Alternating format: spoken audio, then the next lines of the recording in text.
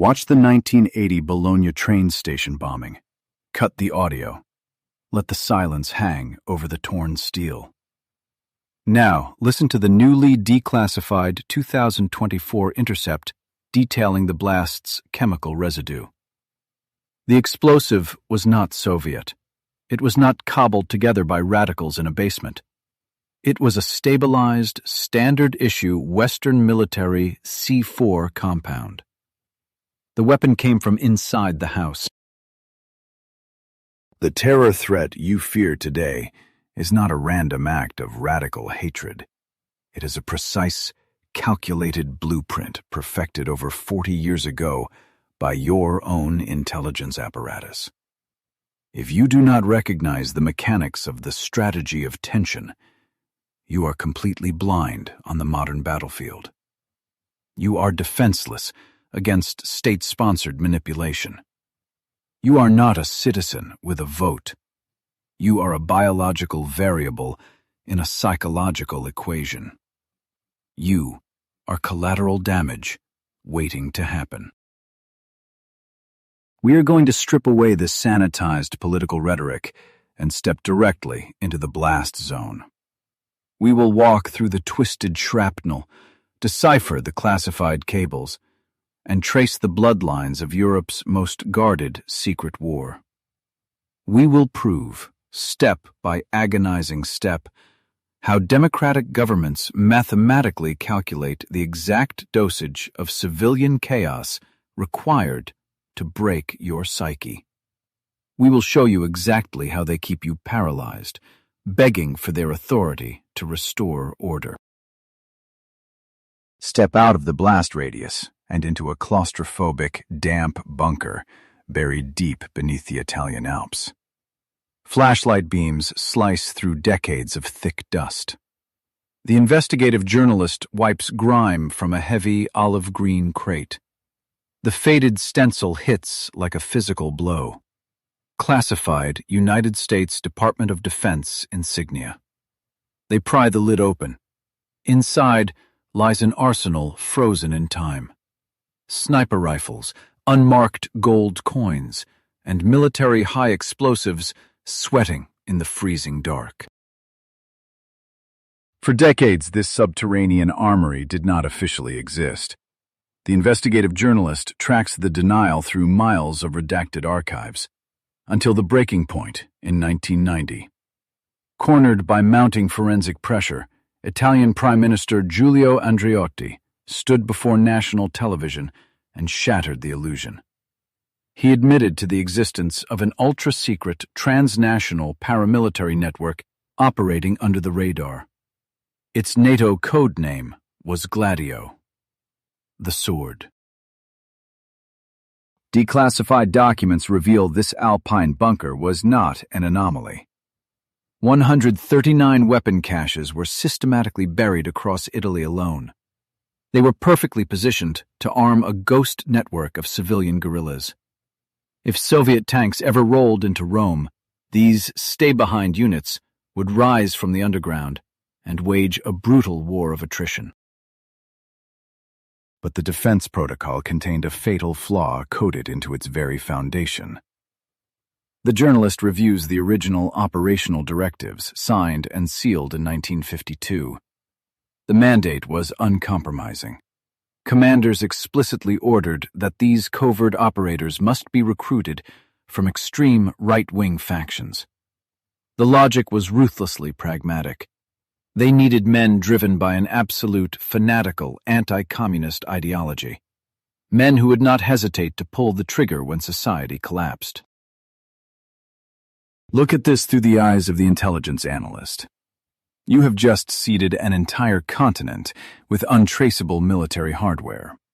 You have handed the keys to the most volatile, ideologically extreme operatives on the political spectrum, and you have cloaked them in absolute impenetrable secrecy, completely severing them from any democratic oversight. It is the tactical equivalent of burying live landmines in your own backyard and hoping it never rains. The fuse was permanently lit. But the primary trigger for this massive covert apparatus never materialized. The front line never shifted. The Red Army never marched across the borders of Western Europe. The Soviet invasion remained a theoretical nightmare, a war game played on maps in Washington and London. Yet, the ghost battalions of Operation Gladio were already entrenched. They were heavily armed, ideologically primed, and waiting for an activation code that was never supposed to arrive. The sweating explosives inside those olive-green crates were slowly degrading, becoming more unstable with every passing decade. And the men guarding them were growing equally volatile. They were a shadow army trapped in a holding pattern, possessed of immense lethal capacity, but entirely deprived of a legitimate enemy. When you build a machine designed exclusively for sabotage and asymmetric warfare, it demands to be used. The kinetic energy must find a release valve. This is where the survival instinct of a nation turns cannibalistic. The investigative journalist stares at the deployment map, realizing the catastrophic shift in targeting. If the enemy is not coming from across the border, the intelligence apparatus must find a new threat to justify its existence. The crosshairs begin to slowly pivot away from the Iron Curtain. They swing back toward the interior.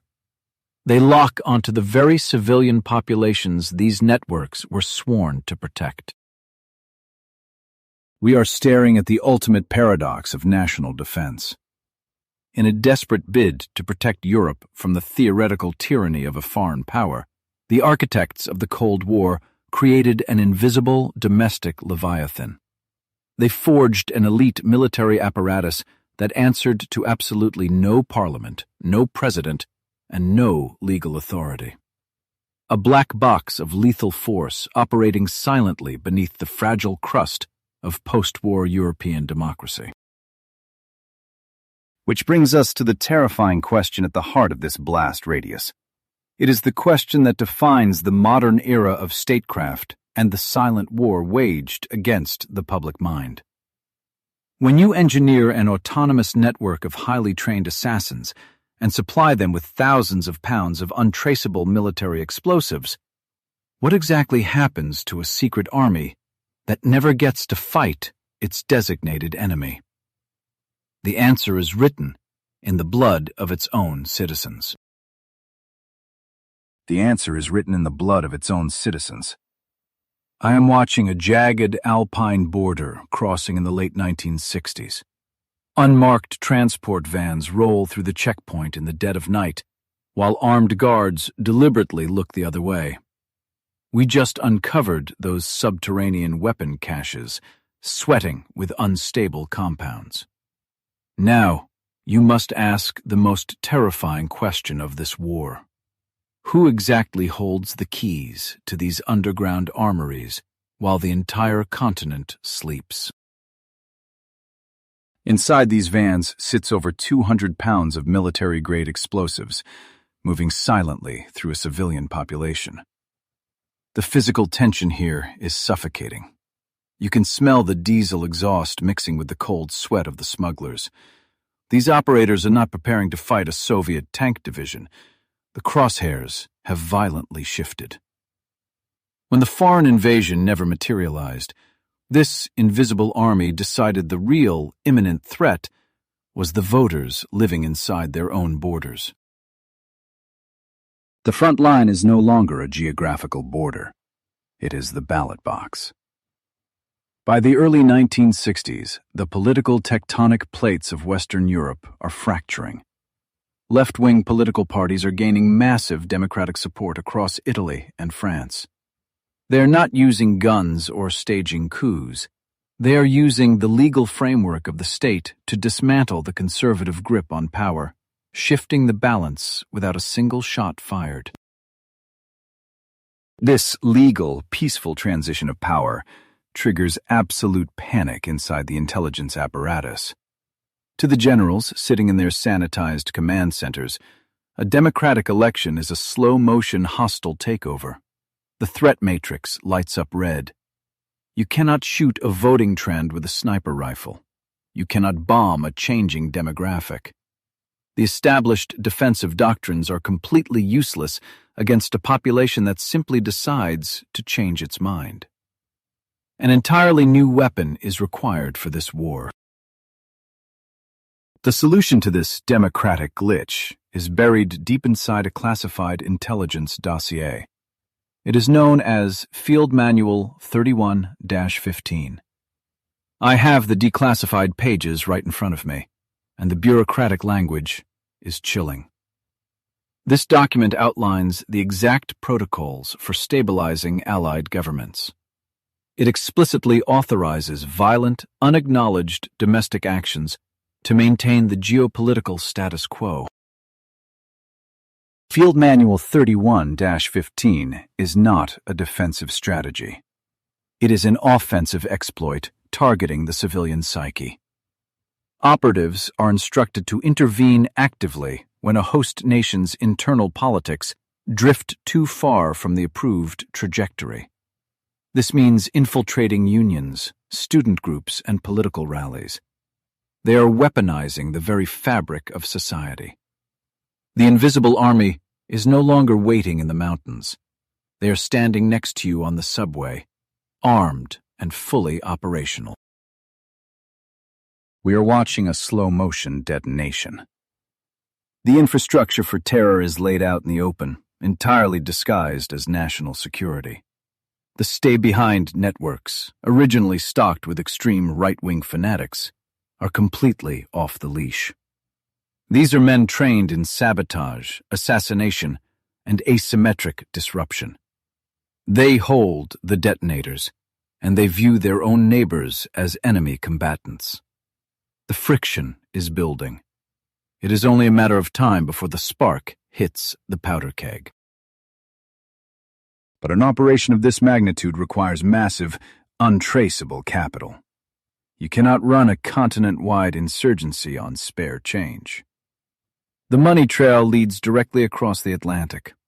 Financial logs reveal that the CIA funneled over $65 million into these shadow networks over a single decade. That is dark money, entirely scrubbed of its origin, flowing directly into the hands of unaccountable paramilitary units. This $65 million pipeline is a catastrophic breach of sovereign law. It completely bypasses congressional oversight and evades any democratic accountability. The taxpayers are unknowingly financing the subversion of allied democracy. There are no audits. There are no public hearings, just briefcases of cash moving through diplomatic pouches and offshore accounts, fueling a clandestine war machine that is actively targeting the very citizens it was theoretically built to protect. I can feel the ground shifting under our feet. The safe zones do not exist anymore. We are standing on the front line of a shadow war, and the enemy is wearing our uniform. When the state possesses a bottomless black budget and an untethered mercenary force, the concept of a free election becomes a statistical illusion. They are building a pressure cooker. The left-wing protests in the streets are growing louder, and the clandestine operatives are moving into position in the dark. Look back at the unmarked vans crossing the Alpine border. Those sweating blocks of C4 and TNT are no longer defensive contingencies. They are political instruments. Explosives are fundamentally just concentrated energy, waiting for a directional command. The operatives driving these vans understand the brutal physics of fear. They know that a well-placed shockwave can shatter a political movement far more effectively than any propaganda campaign. The payload is primed. The coordinates are locked. The trap is set across the entire European theater. The intelligence agencies have successfully merged military-grade terrorism with domestic political management. We are counting down to the ignition point. The public is entirely unaware that the ground beneath their feet is actively rigged. They are going to work arguing about elections completely blind to the fact that the democratic process has been mathematically overruled by the cold calculus of blast radiuses and civilian body counts. This is the exact moment the Cold War turns hot, not in the trenches of the East, but in the civilian plazas of the West. The Invisible Army has its mandate, its dark funding, and its explosives. The strategy is no longer about repelling an invasion, it is about initiating an engineered slaughter. The smuggling vans reach their destination in the heart of the city. The engines cut out, the doors open, and the timer on the very first detonator begins its lethal, irreversible countdown. The countdown we tracked across the Alpine borders terminates right here, in the heart of Milan's financial district. It is December 12th, 1969. I'm standing inside the reconstructed blast zone of the National Agrarian Bank, surrounded by the twisted steel and scorched oak of a shattered reality. The theoretical threat has just violently materialized. The abstract political strategy of tension is about to exact its first massive toll in human blood. Through the cold, calculating eyes of a forensic explosives analyst, a crowded bank lobby is not a place of commerce. It is a sealed pressure vessel waiting for a catalyst. A nondescript briefcase rests quietly under a heavy oak table in the center of the room. The patrons going about their day are completely unaware that they have been mathematically selected as collateral damage in a geopolitical chess match. The atmosphere is heavy, thick with the routine of impending slaughter. This is the true anatomy of a massacre. You do not simply blow up a stone building. You detonate a shockwave that obliterates a nation's entire sense of reality. To the operative who planted that briefcase, the civilians waiting in line are nothing more than fleshy variables in a cruel equation of terror. The objective is not military victory, but psychological surrender. They are engineering a trauma so profound that the surviving population will willingly beg for a police state. The hands on the bank clock lock into position. The device detonates precisely at 16:37. From a forensic standpoint, the initial millisecond is a physics anomaly. A blinding flash of thermal radiation instantly vaporizes the immediate surroundings, followed by a supersonic pressure wave tearing through the confined architecture. This is not a homemade pipe bomb constructed by an angry radical. This is a highly calibrated release of concentrated kinetic energy. We map the blast residue across the three-dimensional reconstruction grid under harsh LED floodlights. The chemical signature is undeniable. The briefcase contained over 15.4 pounds of a highly lethal military explosive mix. This specific compound is engineered to maximize the fragmentation of load-bearing masonry and human bone. The perpetrators did not just want to make a loud noise. They designed a kill zone to ensure maximum, unavoidable carnage among the innocent. The aftermath is captured on erratic, handheld cameras, showing a nightmare of smoke and shattered glass. The mathematical yield of that military-grade compound is devastatingly precise. 17 people are killed instantly, their lives extinguished in a fraction of a second. 88 more are critically injured, bleeding out on the marble floor. The bank is transformed into a frontline triage center, echoing with the screams of civilians who thought they were living in peacetime. But the physical blast is only the primary stage of the weapon. The secondary stage is entirely psychological. The carnage creates a massive shockwave of national panic that immediately dominates the global news cycle for months. Every television screen and newspaper front page broadcasts the horror directly into millions of living rooms. The public safety baseline drops to zero. You look at the television and realize that nowhere is safe, completely paralyzed by the engineered chaos. In the smoke-filled command centers, the intelligence operatives monitor the rising panic like a successful stock portfolio. The operation requires a narrative, a designated villain to absorb the public's boiling outrage. The state cannot admit that its own clandestine forces planted the explosives. Therefore, the investigative machinery is deliberately corrupted from the very first minute. The crime scene is rapidly scrubbed, and the search for a convenient scapegoat is aggressively launched. The front line of this shadow war relies on immediate, aggressive disinformation. Within hours of the slaughter, the police violently raid left-wing circles and immediately arrest an innocent anarchist railway worker named Giuseppe Pinelli. He fits the predetermined profile perfectly. The state media machine instantly brands him as the mastermind, feeding a terrified populace exactly the story they have been conditioned to accept. The forensic truth is actively buried under political lies.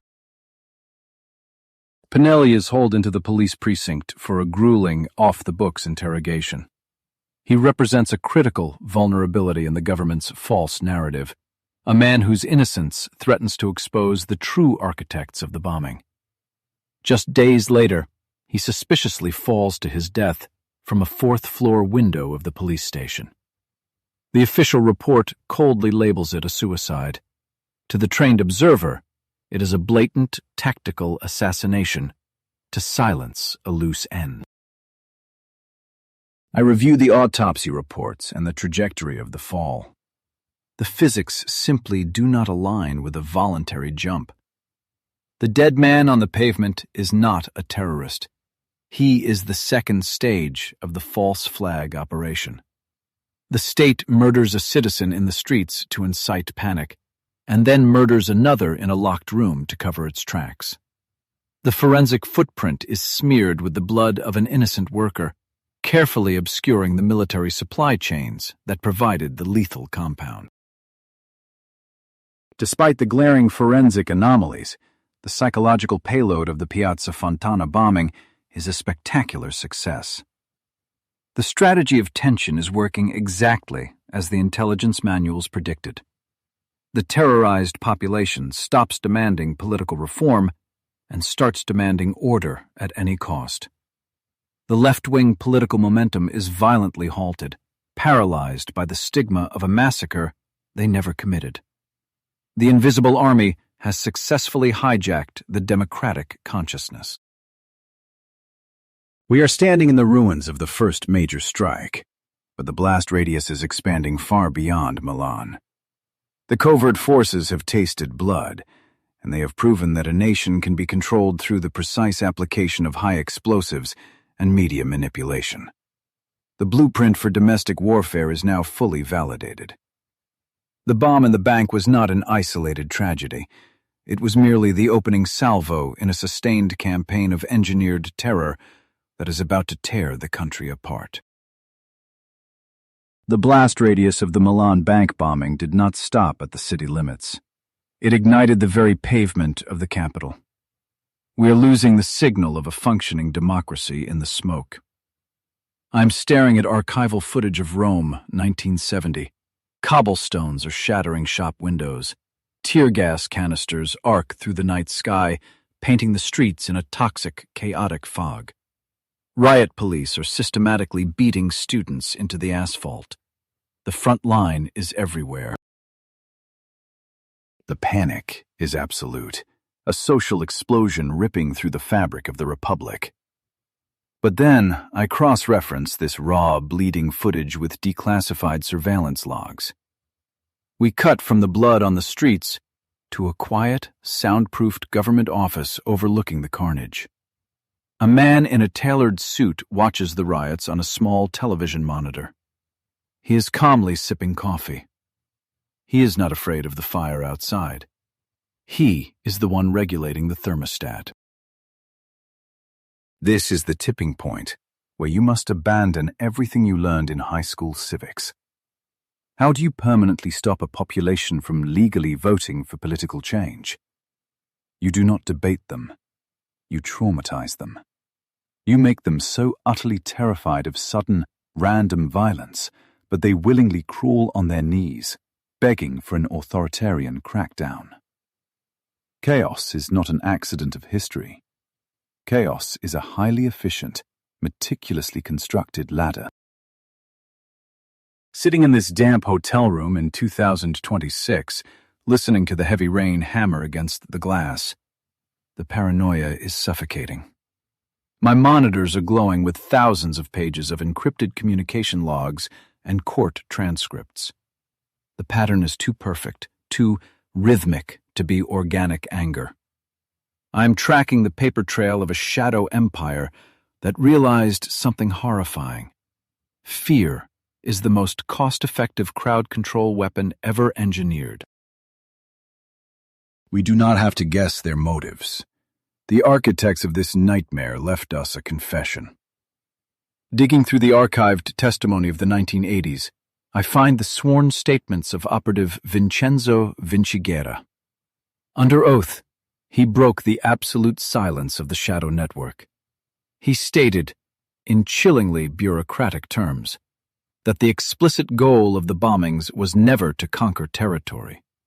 The objective was purely psychological warfare against you, the citizen.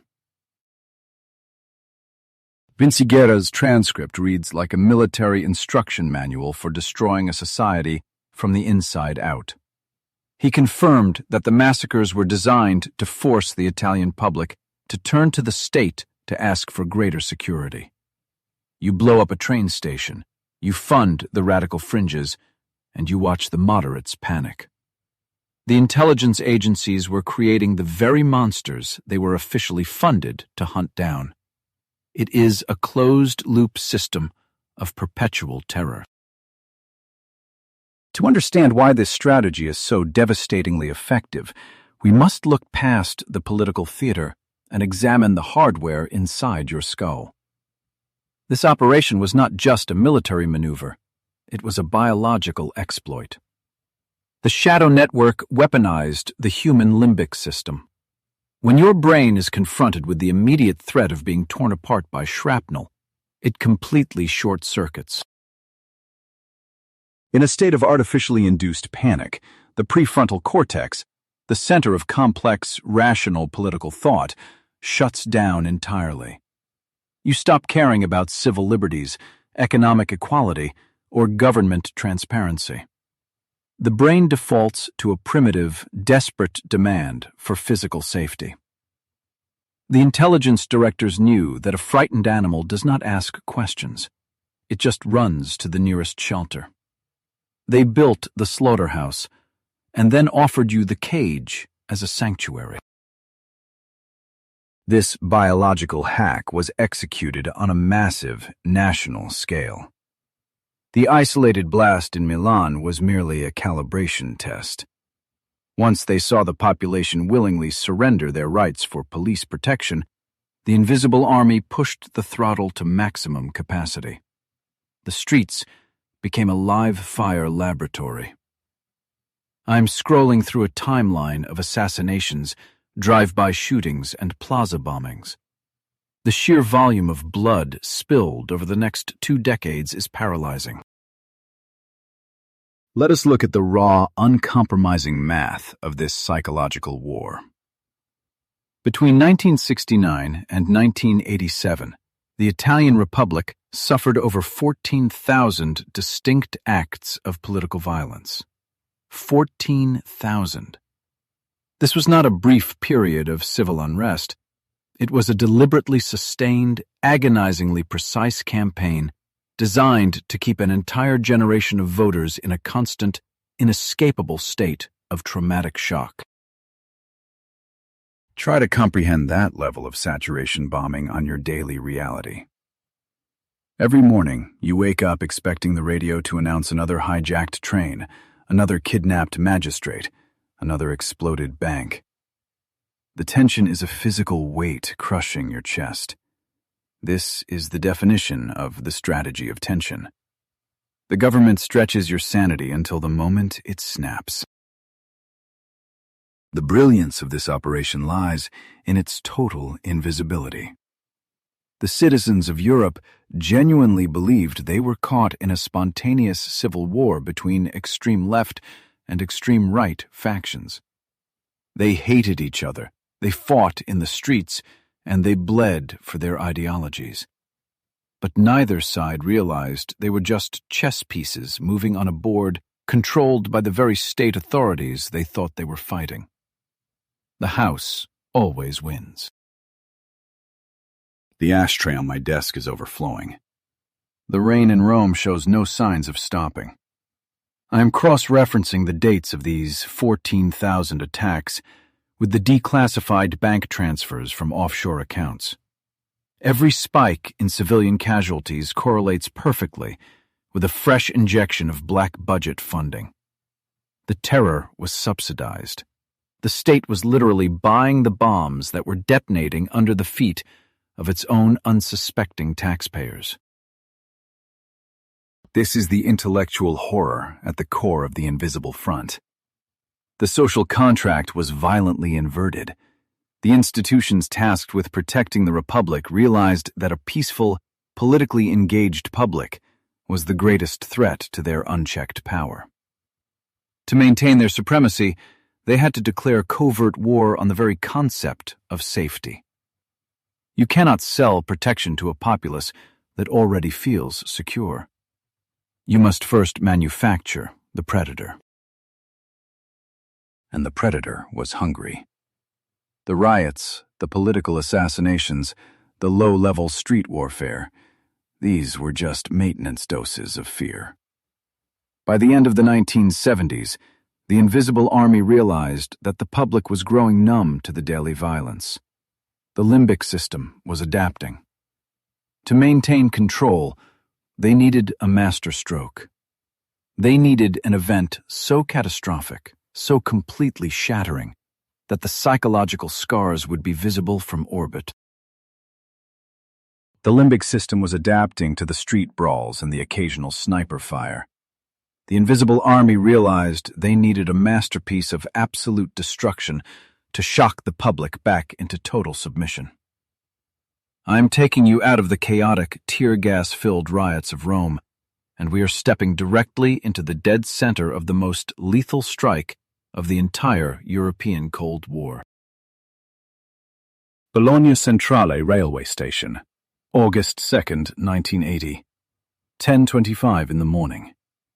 The air is thick, a sweltering summer day pressing down on thousands of exhausted vacationists.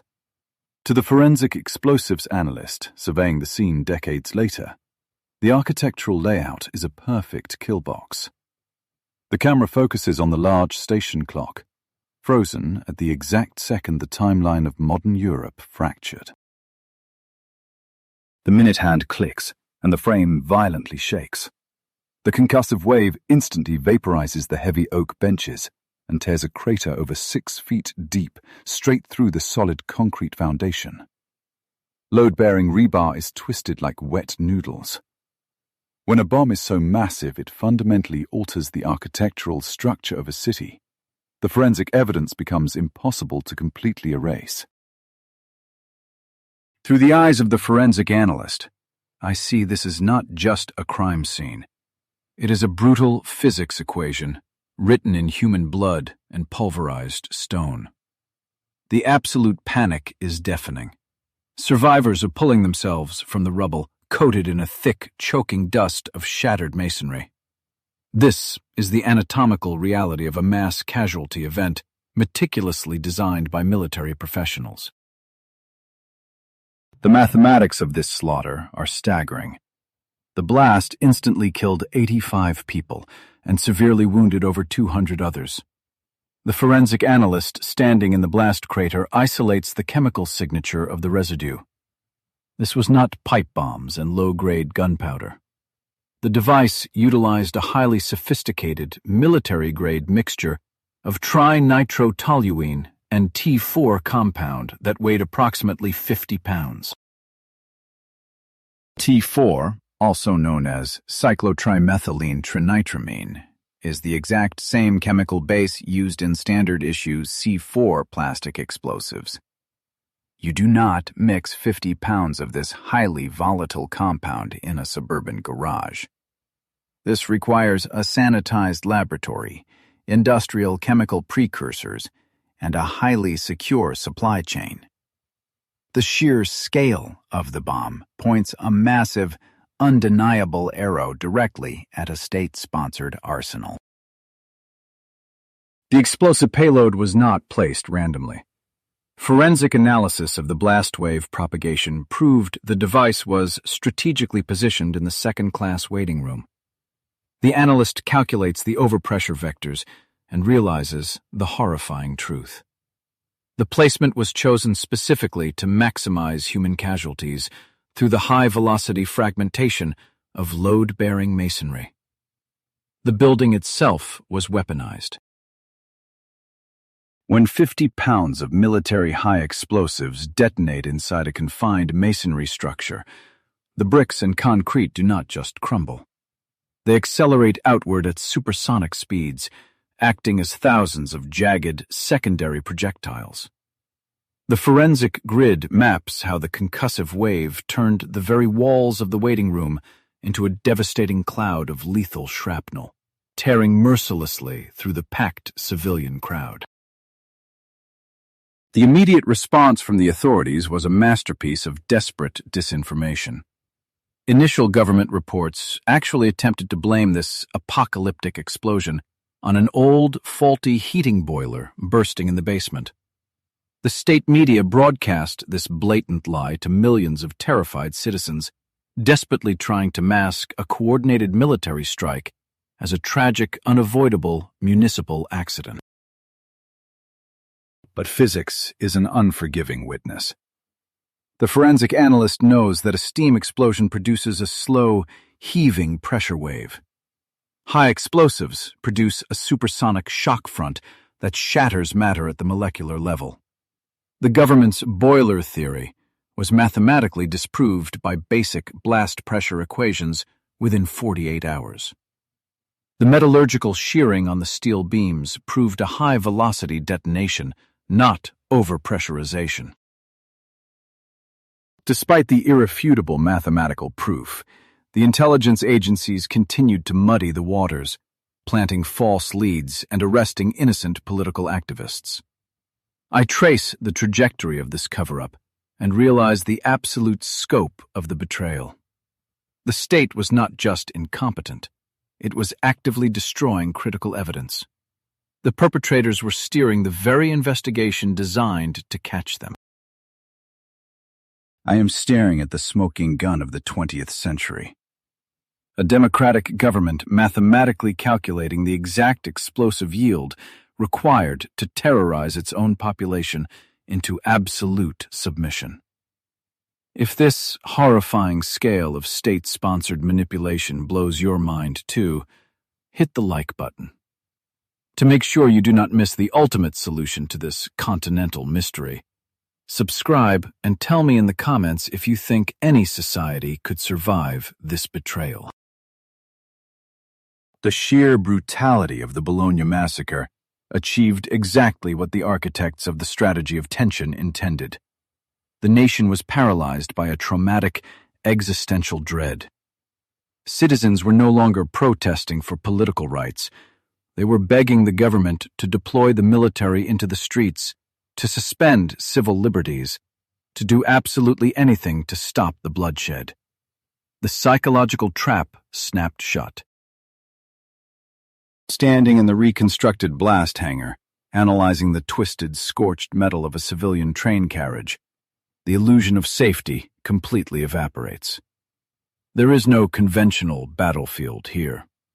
The front line was the morning commute. The targets were families going on summer vacation.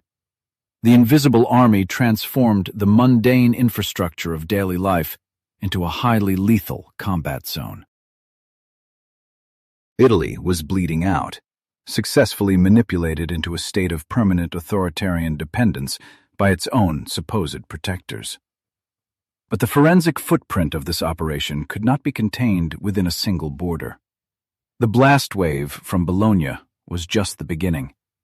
The terror apparatus was a virus, and it was actively mutating, preparing to unleash a new breed of tactical slaughter across the entire European continent. The virus of state-sponsored terror did not stop at the Italian border. It mutated, crossing the Alps and bleeding into the heart of northern Europe. I'm standing in a sterile, painfully bright autopsy room in Belgium. The air smells heavily of bleach and refrigerated copper. A long, silent line of black body bags stretches across the stainless steel tables. This is not the aftermath of a foreign invasion. This is the collateral damage of a shadow war waged against everyday citizens. You were programmed to believe that the carnage in Italy was an isolated glitch, the desperate flailing of radical fringe groups. You were wrong. Italy was merely the beta test, a bloody proving ground for a continental strategy of tension. The invisible network was fully operational across the entire European theater, and the handlers were ready to scale up the violence. When the architects of fear realize the blueprint works, they immediately export the horror to new coordinates. We step out of the morgue and onto the cold, rain-slicked asphalt of a suburban supermarket parking lot. The downpour is actively washing thick, dark streaks of blood into the municipal storm drains. Shattered glass from automatic doors sparkles violently under the flickering amber streetlights. The targets here were not politicians or military assets. They were families buying milk on a Tuesday evening. The front line has violently shifted from the train station to the grocery aisle. Between 1982 and 1985, a phantom hit squad materialized out of the Belgian fog. The press dubbed them the Brabant Killers. Over 3 terrifying years, they orchestrated a series of hyper-violent raids on civilian supermarkets, leaving 28 innocent people dead in the aisles. The local authorities treated these massacres as mere armed robberies gone wrong. But the brutal, calculated nature of the strikes screamed a completely different reality. Common criminals rob a register and flee in panic at the first sign of resistance. I look at the crime scene photographs from the Brabant massacres and see zero panic. The operators systematically cleared the aisles, locking down the perimeter with absolute, cold-blooded efficiency. They did not shoot to suppress, they shot to kill. Executing hostages execution style, while barely taking a fraction of the available cash. The money was just a cheap theatrical prop left at the blast site. Forensic analysis of the engagement zones revealed terrifying details. The attackers deployed advanced infantry tactical bounding, providing covering fire with specialized combat weaponry not available on any black market. They utilized military-grade body armor and communication protocols that bypassed local police scanners. You were watching highly trained shock troops executing a surgical strike on a soft civilian target. The objective was not financial gain. The objective was sheer terror. Why gun down children in a grocery store? Because the architects of the strategy understand the primal mechanics of human psychology. If you detonate a bomb at a political rally, people might still debate the ideology. But if you slaughter families in a supermarket, the population completely fractures. The societal demand for an authoritarian police state skyrockets. You shatter the absolute baseline of daily safety, forcing terrified voters to beg the government for a militant crackdown. Eyewitness reports documented the assassins casually walking out of the blood-soaked supermarkets, stepping into dark sedans, and vanishing into the night. No chaotic escapes. They bypassed every police blockade with the calm precision of men who already possessed the patrol maps. You cannot outrun a nationwide dragnet, unless you are the one drawing the grid. The hunters and the prey were operating on the exact same radio frequency. The Belgian investigation quickly became a masterclass in bureaucratic sabotage. Vital evidence conveniently disappeared from secure lockers. Weapons recovered from the canals were mysteriously destroyed before ballistics could run a proper metallurgical match. Lead detectives who got too close to the truth were abruptly reassigned or actively discredited. This was not police incompetence. This was an active, coordinated firewall deployed by the state to protect its own lethal assets. The dam of silence finally broke during the intense parliamentary inquiries of the 1990s. Sworn testimony and unredacted intelligence files uncovered a horrifying web of direct operational links. The weapons, the safe houses, and the tactical blueprints connected the violent right-wing militias straight back to the Belgian gendarmerie. The police forces meant to hunt the killers were actively harboring the local Gladio stay-behind network, officially codenamed SDRA-8. I am looking at the declassified chain of command, and the implications are absolutely devastating. The terror cells did not infiltrate the state apparatus. They were birthed directly from it. The men pulling the triggers in the supermarket aisles were trained by the very intelligence officers writing the official incident reports.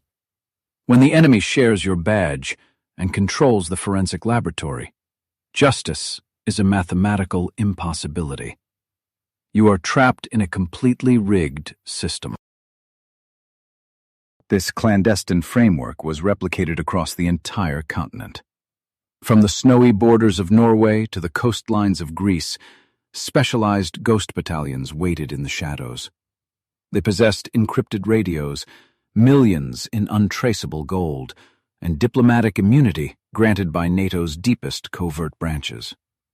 They were handed a blank check to stabilize Western democracies by any means necessary.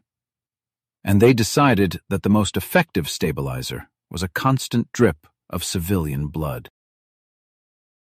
Every time a politician stood before the cameras promising to hunt down the radical terrorists threatening your way of life, they were reading from a pre-approved script. They were selling you the cure while secretly funding the disease. The Brabant massacres proved that the strategy of tension required a perpetual motion machine of violence. If a legitimate enemy failed to present itself, the state was entirely prepared to manufacture one from the corpses of its own defenseless citizens. To this day, the true architects of the Belgian slaughter have never faced a tribunal. The statute of limitations was weaponized to quietly bury the remaining heavily redacted files. The families of the 28 victims were left with hollow apologies and a handful of cold brass casings. The operation was ultimately deemed a massive success by the Shadow Command. The population surrendered their rights, the police state expanded, and the ghost soldiers faded back into the dark archives. But the architects of this terror made one fatal miscalculation.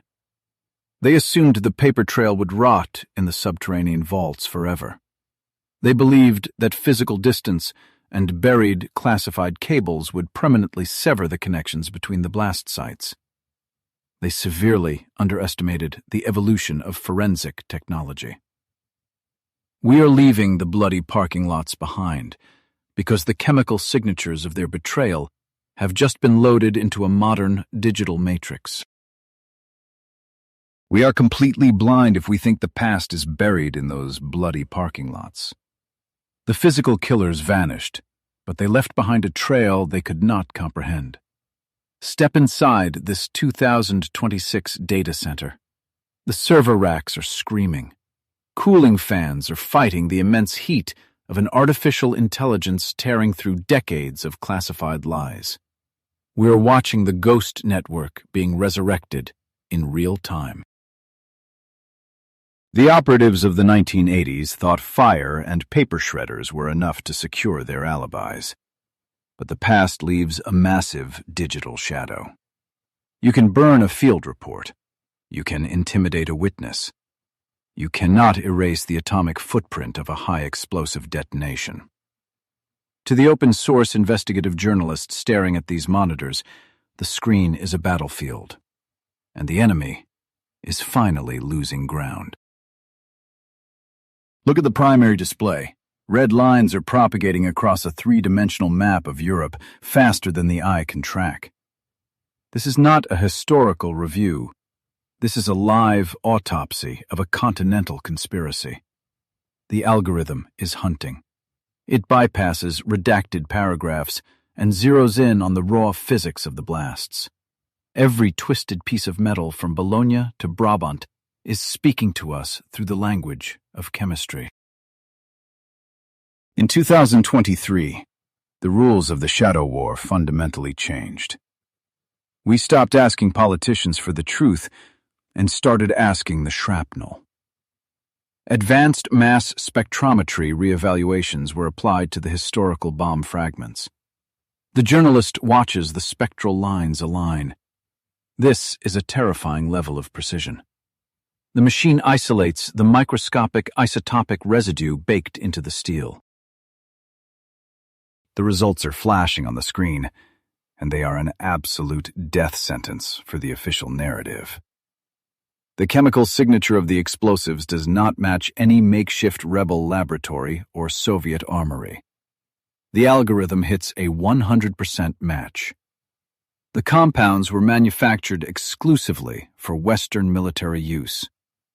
The bombs that tore through civilian crowds were cooked in NATO-regulated facilities. The explosive residue is the murder weapon, but the journalist needs the motive. We pivot from chemistry to the lifeblood of any covert operation: the money. You do not move military-grade explosives across European borders without a massive, hidden financial apparatus. The servers spin up a new search parameter. We are diving into the abyss of international banking, hunting for the ghost transactions of the Cold War. Welcome to the era of open-source intelligence, or OSINT. What used to take 20 spies a lifetime to uncover is now being mapped by decentralized networks of analysts in mere seconds. The journalist watches as 50-year-old ledger entries are scraped from obscure declassified tax records. We are tracking the exact financial pulse of the Gladio operations from the 1970s. The money trail does not lead to Moscow or left-wing radical headquarters. The red lines on the map converge on the most heavily guarded financial fortresses on the planet: offshore banking hubs in Switzerland. The OSINT mapping proves, without a shadow of a doubt, that these institutions were actively utilized to wash millions of dollars. The clean funds were then wired directly to the blood-soaked terror cells. Feel the gravity of this moment. You are witnessing the absolute weaponization of your own tax dollars. The citizens of Europe were essentially financing their own executioners. Every bullet fired in those supermarkets, every detonator wired under a train seat, was paid for by a system designed to protect the very victims it was slaughtering.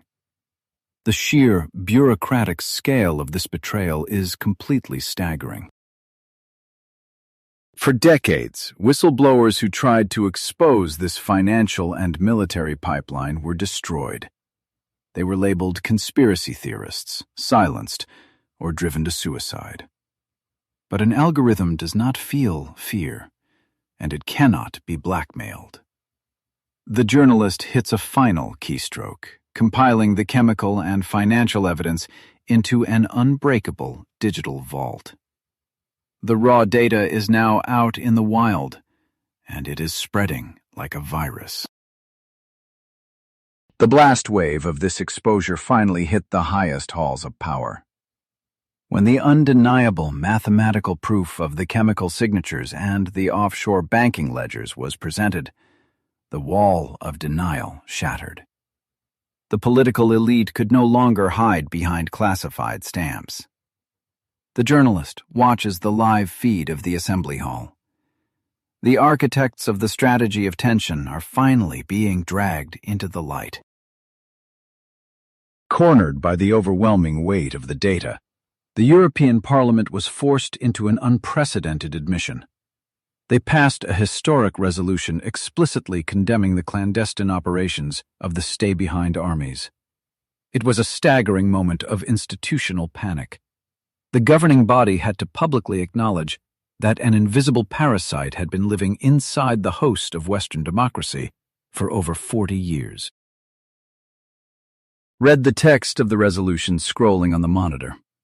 It states unequivocally that these covert networks operated entirely outside all legal boundaries. There was no oversight. There was no constitutional check. The Parliament admitted that the very agencies tasked with defending freedom had fundamentally undermined democracy itself. The state had become the ultimate apex predator, hunting the people it swore to serve. Let that sink in. This is not a fringe theory on an obscure internet forum. This is the official, documented confession of the European legislature. The bombs were real. The false flags were real. The psychological manipulation of millions of citizens was a standard operating procedure. If your government is willing to authorize the detonation of a crowded train station to maintain control, what exactly are their limits? The journalist leans back, exhausted. The servers continue to hum, cooling the processors that just rewrote modern history. But this is not a victory lap. The European resolution was a confession, but it was not a conviction. The ultimate puppet masters, the directors who authorized the funding and the slaughter, died peacefully in their beds. They escaped human justice, leaving only their lethal blueprint behind. We have successfully dissected the anatomy of their shadow empire. We mapped the shrapnel, we tracked the offshore accounts, and we forced a continent to admit its darkest secret. But the strategy of tension did not die with the Cold War. It merely evolved. As the journalist powers down the local monitors, a stark realization sets in. The physical bombs were just version 1.0 of a much more insidious weapon. You think you are safe because the weapon caches are empty and the old operatives are gone. You are dead wrong.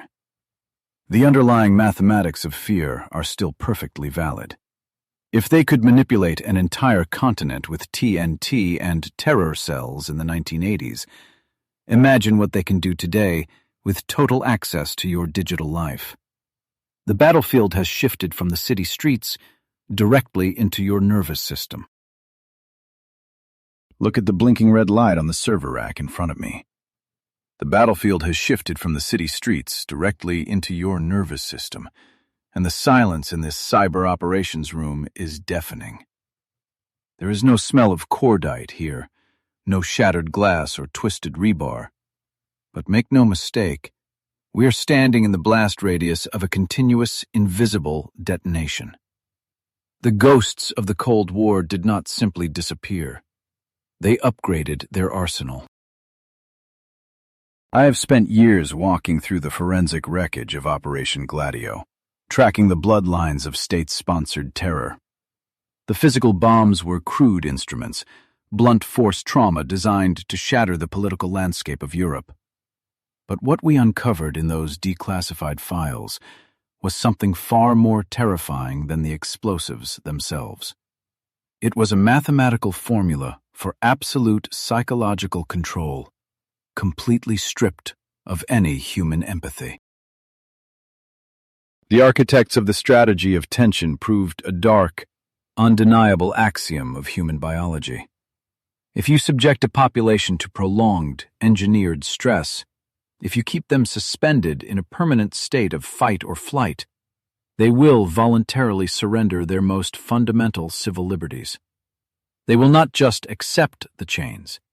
They will beg for them, demanding an illusion of security from the very authorities who manufactured the chaos in the first place.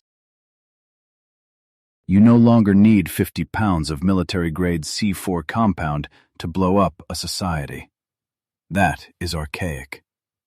Today, you just need a specialized algorithm designed to systematically rewire the dopamine loops of 1 billion citizens simultaneously. The target is no longer the central railway station in Bologna. The target is the prefrontal cortex of every single person staring into a glowing rectangular screen. The shrapnel is digital, and it is tearing through our social fabric. We are witnessing the weaponization of our own biology.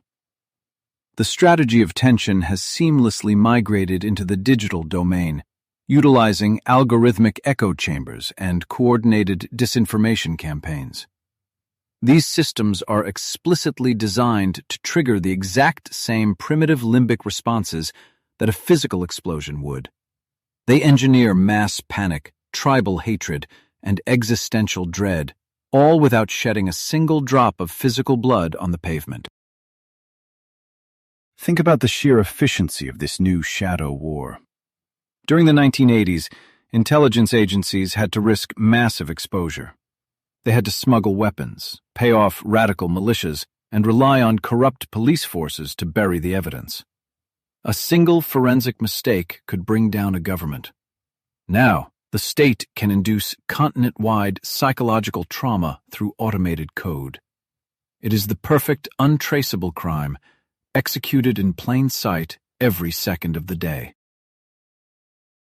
You have to understand your position on this new battlefield. You are not a passive consumer of information. You are the territory being conquered. Every time you feel that sudden spike of manufactured outrage, every time an engineered panic drives you to seek shelter under the umbrella of state authority, the algorithm is executing its payload. The legacy of Operation Gladio is not a closed chapter of European history. It is the operating system of our modern reality. The ultimate, horrifying legacy of this shadow war is a realization that fundamentally alters the relationship between the citizen and the state. We have been conditioned to look to the horizon for foreign adversaries, scanning the skies for enemy bombers. But the brutal truth is that a government's most devastating weapon is not the ballistic missile it aims at a hostile nation. The most powerful weapon is the engineered fear it systematically cultivates in the minds of its own people.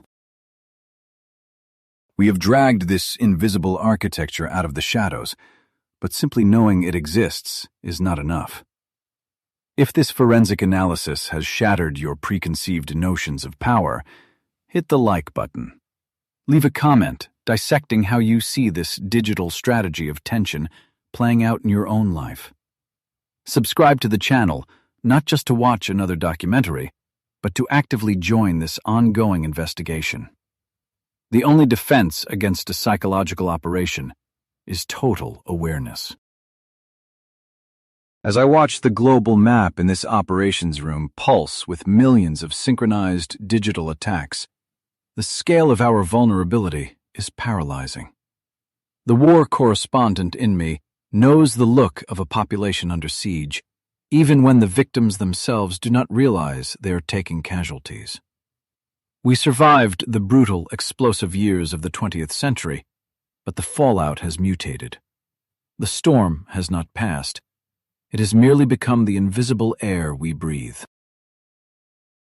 As the cold red light of the server rack fills this room, the final verdict becomes inescapable. We chased the ghosts of the 20th century only to discover they built the digital cage we currently inhabit. You are on the front lines of a war for your own mind, and your only armor is your intellect. Never surrender your reality to the architects of fear. This is the final report from the Invisible Front. Signing off.